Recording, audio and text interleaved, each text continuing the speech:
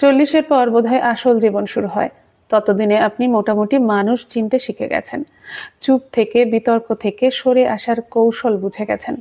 যে বা যারা আপনাকে পছন্দ করে না, দূর, তো নিকুচি করি গোছের মনোভাব নিয়ে তাদের থেকে মুখ ফেরাতে পেরে গেছেন। সন্তান মোটামুটি একটু বোঝার মতো বয়সে পৌঁছে গেছে, ফলে নিজের জন্য একটু আধটু সময় বার করে নিতে এখন পারেন। বর বা বউ সঙ্গ না দিলেও বাঁচা গেছে। যত কম কথা তত কম ঝগড়া মনোভাব আসতে শুরু করেছে। রূপচর্চার দিকে আপনার একটু বেশি ঝোঁক বাড়ছে, কারণ চুল ত্বক আপনাকে জানান দিচ্ছে যত্ন না নিলে বুঝবি ঠেলা। প্রথম জীবনে আর্থিক টানাপোড়েন এতদিনে অনেকটাই সেটেলড ম্যাটার।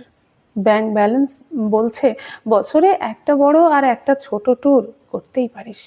ইএমআই এর বোঝা অনেকটাই কমে আসছে। একটা চারচাকা আপনার মনের দরজায় হর্ন বাজিয়েই চলেছে। রাজনৈতিক ব্যাপারে আপনি বাইরে লিস্ট ইন্টারেস্টেড হাবভাব দেখালেও বাড়ি এসে টিভির সামনে বসে যে কোনো রকম রাজনৈতিক ইস্যুতে গালাগালি করে মনটাকে হালকা করে নিতেই পারেন। মোটের উপর 40 আপনাকে একটা পরিণত মনস্ক মানুষে রূপান্তরিত করেই ফেলেছে। অনেক ঠকে ধাক্কা খেয়ে পড়ে উঠে অবশেষে নিজের কাজ আর নিজের সুখে আপনি মনোনিবেশ করতে পেরেছেন। এই 40-এ এসেই 18-র পর 40টাই মনে হয় জীবনের অন্যতম একটা মাইলস্টোন।